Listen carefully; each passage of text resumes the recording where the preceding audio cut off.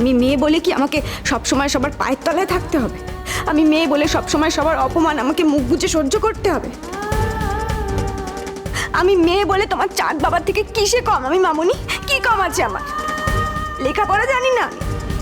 সে তো লেখাপড়া করার আমি সুযোগ পাইনি, তাই লেখাপড়া করতে পারিনি। আর তোমার চাঁদ বাবা, সে এত লেখাপড়া করে কি করেছে? তার তো বোধই তৈরি হয়নি। তার তো বিশ্বাস অবিশ্বাসের বোধটাই গুলিয়ে যায়।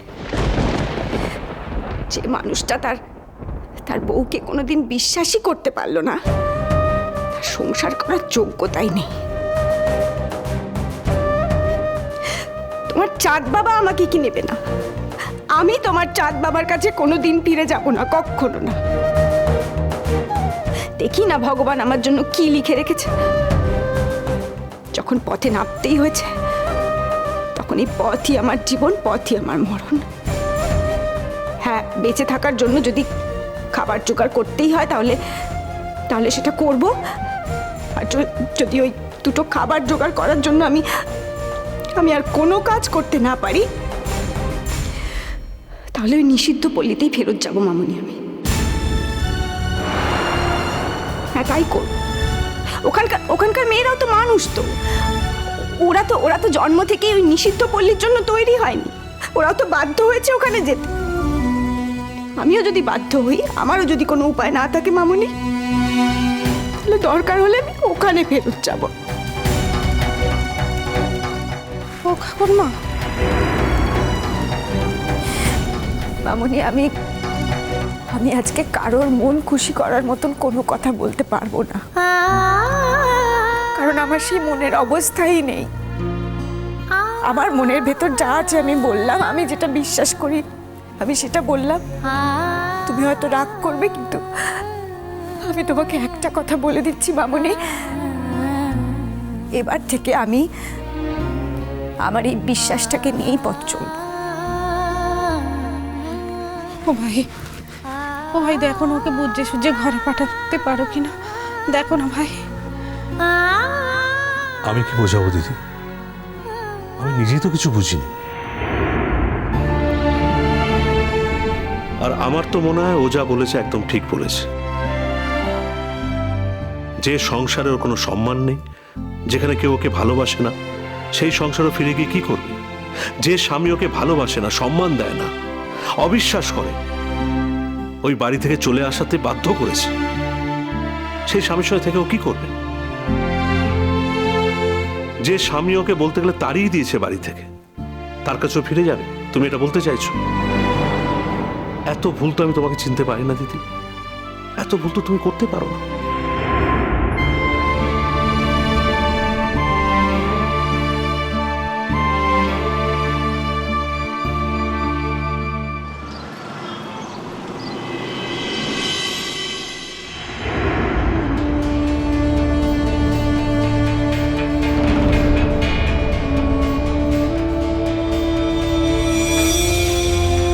দেবজিৎ,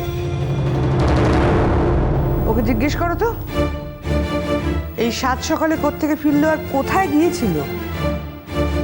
এ বাড়িতে থাকতে গেলে তোমার কিছু নিয়ম তোকে মেনে চলতে হবে। না, তোমার জানতে ইচ্ছে করছে না কোথায় গিয়েছিল? জিজ্ঞেস করো কোত্থেকে এলো। আমার দাম সংসারে এত বেশি কবে থেকে হলো? হ্যাঁ, যে আমার জন্য সবাই হা পিত্তেশ করে ঘরে বসে আছে। বাবা, আমি তো দেখে তাজ্জব বনে যাচ্ছি। কোথায় গেছিলে তুমি দাদা? কেন গো, আমাকেও কি কাকনের মতো সন্দেহ করতেছো নাকি? হ্যাঁ, আমার বাবু বয়স হয়েছে, আমাকে ছাড়ান দাও। কোথায় গিয়েছিলে তুমি? আমি তোমাকে বলছি বড়দা, এই মহিলার সঙ্গে কাকনের কিন্তু সাট আছে।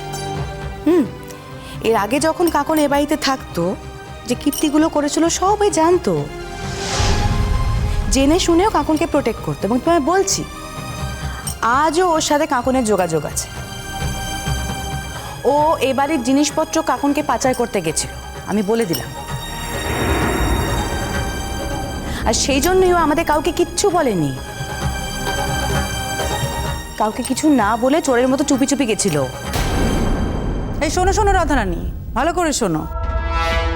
একজনের মুখোশটা যখন টেনে ছিঁড়ে ফেলা গেছে, তখন তোমার মুখোশটাও দাদার সামনে টেনে ছিঁড়ে ফেলতে আমাদের কোনো অসুবিধা হবে না। পুপুল যেরকম কাকনকে আজ ঘেন্না করে না, দাদাও ঠিক তেমনি ভাবেই তোমাকে ঘেন্না করবে।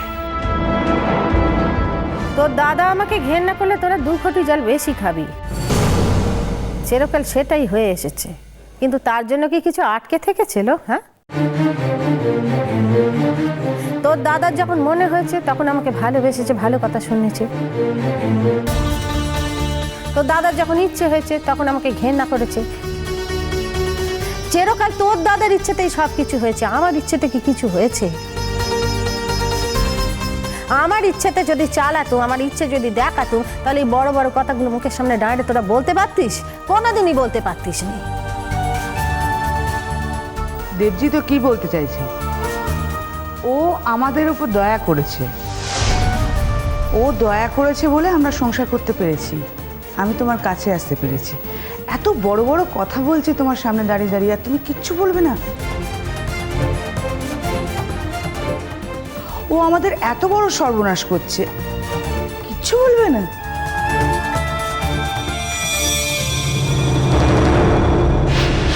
আমার তো মনে হয় ওই রকম একটা মেয়ের সাথে যে যোগাযোগ রাখে, সে কিসে আলাদা দেবজিৎ? ও যে মাসির ভূমিকায় কাজ করছে না, টাকা রোজগার করছে না, কে নিশ্চিত হইব?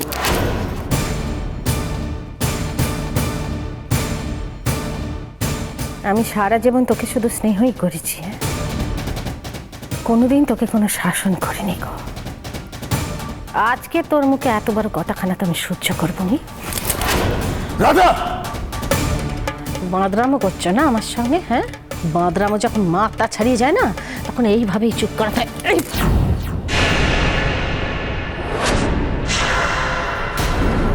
খবরদার, ছাড় বলছি। যত বড় মুখ নয় তত বড় কথা না? হ্যাঁ, ছোট বোন হয়ে দিদিকে নিয়ে তুমি এমন কথা বলতেছ, এ তো আমি সহ্য করবো নি, আমি সহ্যই করবো নি।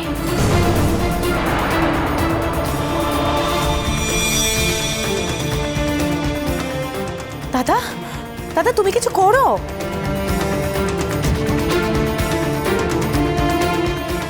দাদা ও দিদি ভাইয়ের গায়ে হাত তুললো, ওর এত বড় সাহস! হ্যাঁ, একে তো নিজে অন্যায় করেছে, তার উপরে আবার দিদি ভাইকে এইভাবে শাসন করার অধিকার দেখাচ্ছে।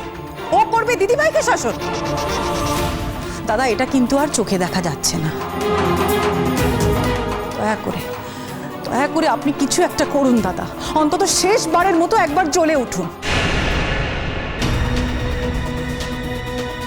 আমি আপনাকে গ্যারান্টি করে বলছি দাদা, ও কিন্তু কাঁকনের সঙ্গেই দেখা করতে গিয়েছিল। যে মেয়েটাকে আমরা বাড়ি থেকে দূর দূর করে তাড়িয়ে দিয়েছি, যে পুপুল ওকে প্রাণের চেয়ে বেশি ভালোবাসতো, সে পর্যন্ত এই বাড়ি থেকে ওকে তাড়িয়ে দিয়েছে।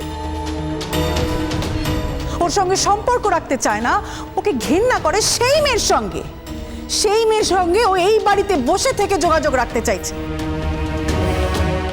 এবার ভাবুন দাদা, ও কত বড় বিশ্বাসঘাতকতার কাজ করে চলেছে। আপনারই খাচ্ছে, আপনারই পড়ছে, অথচ আপনার বিরুদ্ধে গিয়ে, আমাদের বিরুদ্ধে গিয়ে ওই মেয়েটার সঙ্গে যোগাযোগ রাখছে।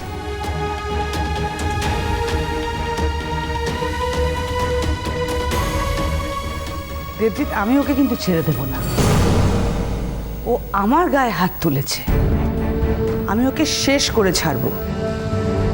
তুমি আমার স্বামী হয়ে যদি প্রতিবাদ না করো, তাহলে প্রতিবাদটা কিন্তু আমাকেই করতে হবে। সেই দায়ভার যদি আমার উপর পড়ে, আমি কিন্তু আমার মতো করে বুঝে নেবো দেবজিৎ। এই কি বুঝবি লো? হ্যাঁ, কি বুঝবি বল দেখিনি আমাকে? একদিন ধরে কি বুঝেছিস তুই? সর্বস্ব তো আমার কেড়ে নিয়েছিস। বুঝবে, বুঝে কি করবি লো? কি করবি বল? আমাকে পেটাবি, মারবি আমাকে? আয় আয়, মারবি, আয়।